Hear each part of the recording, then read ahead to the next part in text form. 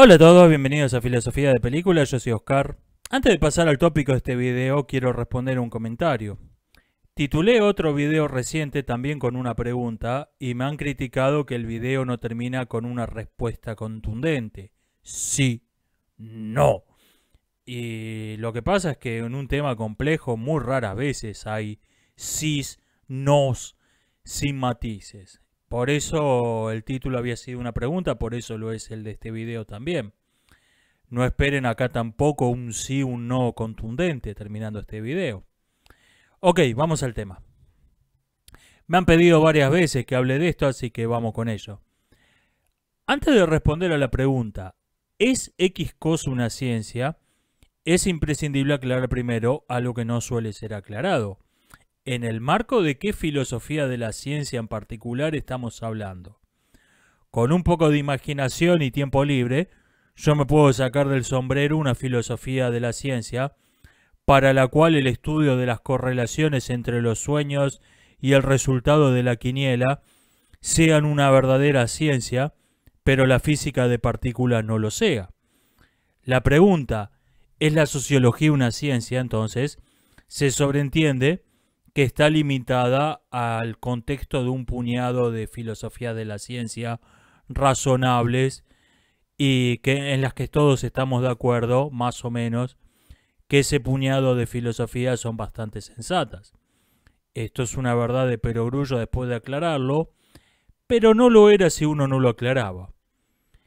Por razones de tiempo me voy a limitar a los puntos de vista de tres filosofías de la ciencia. Me parecen no las más importantes, pero sí las más relevantes para el tema particular del que estamos hablando.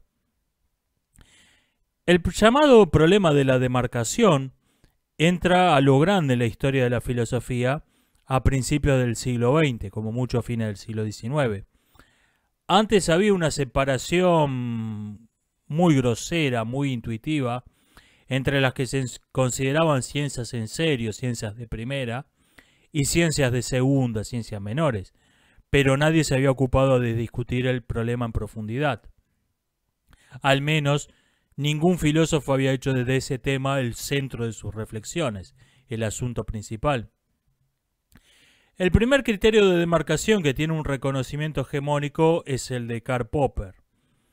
Este dice que lo que caracteriza a la verdadera ciencia es hacer predicciones absurdamente improbables de acertar por pura casualidad, que se sigan necesariamente de los postulados de la hipótesis y que sean verificables experimentalmente. Este criterio de demarcación no permite demostrar si una teoría es verdadera, sino solo si es falsa. Por eso esta filosofía se conoce como falsacionismo. Una objeción que se le planteó a Popper es que, según su teoría, la relatividad no sería una ciencia, porque en su tiempo no había hecho predicciones. Hoy hemos descubierto los agujeros negros, las ondas gravitacionales y otras cosas que eran predichas por la teoría de Einstein y que no habían sido observadas todavía, pero en su tiempo esta era una objeción válida. Popper, por eso, acuñó para tapar este agujero un neologismo extraño: retrodicción, que es algo así como una precuela teórica, o sea, una predicción hacia el pasado. La nueva teoría explica fenómenos que ya habían sido observados, pero los que nadie había dado una explicación, nadie había dicho otra cosa que what the fuck, ¿qué fue eso? Como que la luz se mueve en el vacío a la misma velocidad con respecto a un observador en movimiento que a otro quieto, la órbita en forma de roseta del planeta Mercurio, o la desviación de la luz de las estrellas cercanas al Sol durante un eclipse. Todo esto ya había sido observado antes de Einstein. Pero todo el mundo dijo que diablo fue eso y siguió con su vida feliz y contento. La nueva teoría explicaba todo lo mismo que explicaba la física de Newton y, además, predecía todos esos hechos extraños como consecuencias lógicas de sus principios. Solamente que estas predicciones eran predicciones a posteriori, eran retrodicciones. Como es algo bastante comprensible que esto nos haga ruido en la cabeza, que nuestro sentido común nos dispare una alarma, vamos a explicar qué es esto de la retrodicción. Una retrodicción no sería algo así como acertar todas las carreras después de leer el diario del lunes. No exactamente. Si alguien me explica su fórmula para apostar, la cual es rigurosamente matemática y metódica, en su explicación no incluye ningún término ambiguo, inverificable ni subjetivo, me paso un montón de diarios viejos y declara, usando mi técnica, yo hubiese triplicado el monto de mis apuestas en estas carreras. Ok, eso suena interesante. Cuando alguien me dice que el huracán Katrina, en cambio, fue causado por el libertinaje de la sociedad norteamericana o que el desborde del río Yangtze este año fue provocado por el cambio climático, que esas profecías se hagan a posteriori, se hayan postulado a posteriori de los hechos, después de que se profetizaron, después de que ocurrieron los hechos, es realmente lo menos importante. Lo que importa es que no hay una necesidad lógica entre la teoría y la predicción. Este es el punto central. Imaginemos al astrólogo con más suerte del mundo. El tipo publica un libro con 120 predicciones, 10 para cada signo del zodíaco. Leemos su libro un año después y nos encontramos con que acertó todas, las 120. ¿Demuestra esto que la astrología es una verdadera ciencia? No, porque la suerte del astrólogo no cambia la cuestión esencial. No hay un vínculo de necesidad entre sus predicciones y su teoría. Tipo simplemente tiró predicciones y acertó. La teoría de la relatividad no solo explica las anomalías observadas en la de Newton, sino que las explica de modo armonioso, elegante, y no mediante parches añadidos a su teoría para hacerlas predecir para hacerle predecir esas anomalías a posteriori. Ah, sí, la desviación de la luz de las estrellas. Sí, mi teoría predice eso, porque hay en el Sol una fuerza desviadora de la luz, que desvía la luz de las estrellas cercanas. Como predijo mi teoría, eso es lo que ha ocurrido. Y en el próximo eclipse va a ocurrir lo mismo, y si eso no ocurre o no lo observamos, debe ser culpa del bloqueo norteamericano, lo cual también ha sido predicho por mi teoría. Bueno, eso no funciona. Los principios de la teoría de la relatividad predicen que las estrellas cercanas al Sol se van a ver en un punto muy preciso del cielo que se puede calcular con un rigor extremo, distinto de donde deberían estar, de donde deberían verse normalmente, de donde están realmente. Y esto no es un añadido a su teoría, es una consecuencia necesaria de su teoría. O sea, se sigue de modo inevitable de los principios. Si la observación no confirmase esto, implicaría que la teoría es incorrecta, que la teoría es falsa. Habría demostrado la falsedad de la teoría, la habría falsado.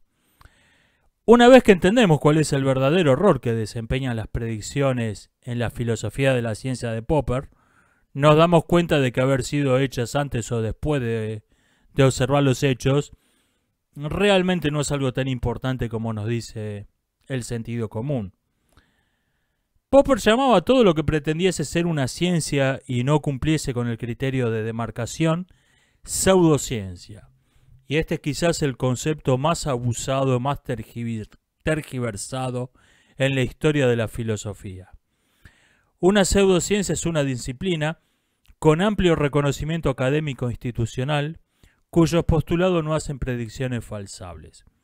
Solo por extensión, de modo más bien metafórico, se puede decir que cosas como la astrología o los cristales mágicos de cuarzo que curan son pseudociencias. Popper nunca usaba el término en ese sentido. Y con frecuencia me encuentro con comentarios indignados como la psiquiatría está reconocida por la Organización Mundial de la Salud y la mayoría de los sistemas de salud de todos los países del mundo. 100 premios Nobel afirmaron que la sobrepoblación es un problema grave. 10.000 científicos advierten que el cambio climático provocará una catástrofe en los próximos 15 años, etc. Bueno, respuesta. Eso precisamente es el rasgo definitorio de una pseudociencia. La pseudociencia lo es no porque no tenga reconocimiento académico, sino porque lo tiene. Esta es su característica definitoria. Una pseudociencia es básicamente una superstición, pero tratada como ciencia, a lo que es considerado como si fuese algo tan riguroso como la física de partículas, aunque sus postulados realmente no tengan mayor fundamento que lo de la astrología o los cristales cuánticos que curan. Hay un cierto relativismo entre una superstición y una pseudociencia, porque la diferencia depende de un factor externo a ellas mismas. O sea, por ejemplo, lo que es una simple superstición en el país A puede ser una pseudociencia en el país B. Digamos, el Feng Shui no pasa de ser una superstición en Occidente, donde no tiene mayor respaldo que revistas sobre decoración de jardines. En cambio, es una pseudociencia en Hong Kong, donde la ley establece que la orientación y el diseño de los edificios debe respetar los principios del Feng Shui y los planos necesitan la aprobación de un experto con un título oficial. Ahí ya estamos hablando de una pseudociencia. Popper clasifica de modo indudable como pseudociencias a dos teorías, el psicoanálisis y la doctrina histórica de Marx.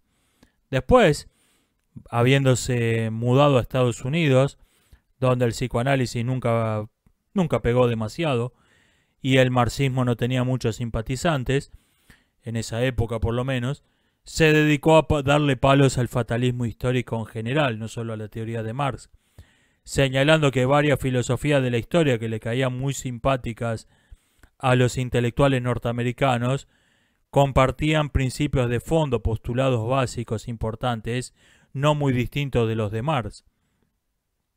A las ciencias sociales Popper las designa con un término un poco más amables, ciencias en sentido no estricto, señalando que las ciencias sociales no pasaban por su criterio de demarcación, pero que había en ellas una genuina vocación de verdad, un espíritu científico que según Popper no tenían ni el psicoanálisis ni el fatalismo científico. Esta afirmación va por cuenta de Popper, yo solo la estoy citando. La primera competidora seria que tiene esta filosofía hegemónica es la de Russell y otros filósofos ingleses, o bien que residían en Inglaterra, como Wittgenstein, que es menos estricta que el criterio de demarcación de Popper.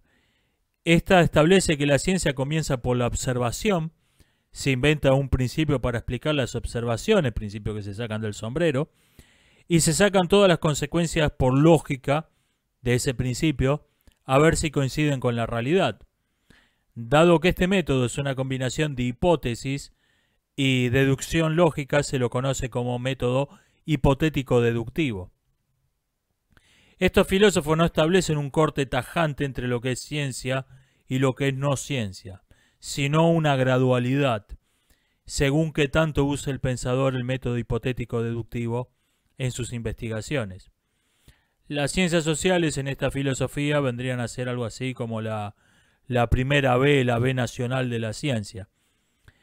Richard Feynman acuñó el concepto de cargo cult science, ciencia de cargo oculto, ciencia de cargo oculto, que se suele confundir con el de pseudociencia, se los usa como sinónimos, pero que de hecho es una idea completamente distinta.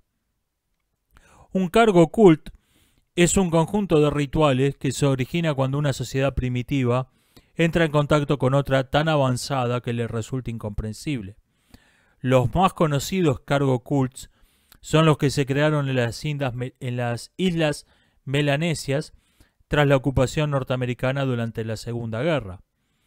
Pónganse por un momento en el lugar de un paleolítico que de repente ve una multitud de hombres llegar en barcos más largos que una aldea y con el alto de un volcán, y de los barcos salen vehículos blindados, lanzallamas, gente que aplica inyecciones que eliminan mágicamente infecciones mortales y sobre todo cargamentos aéreos, cargo.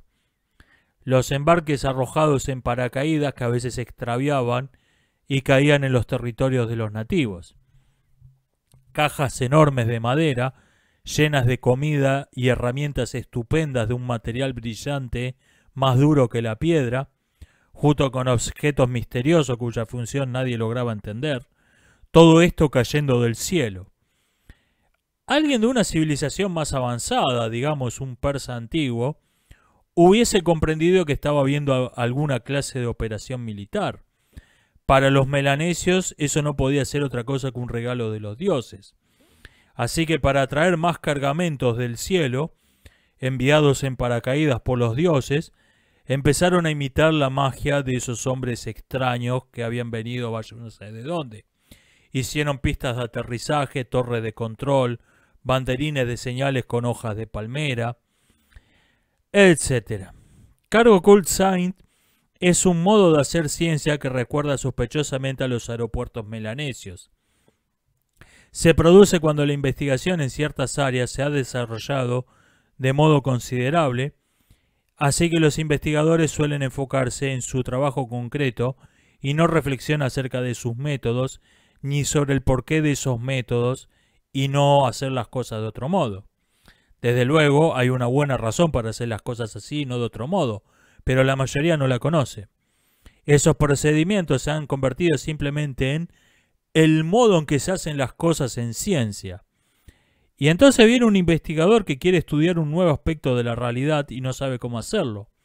Así que simplemente observa cómo se hacen las cosas en ciencia e imita esos procedimientos, sin preguntarse por qué lo hace, ni si esos procedimientos son adecuados a su propio objeto de estudio, que es distinto del original.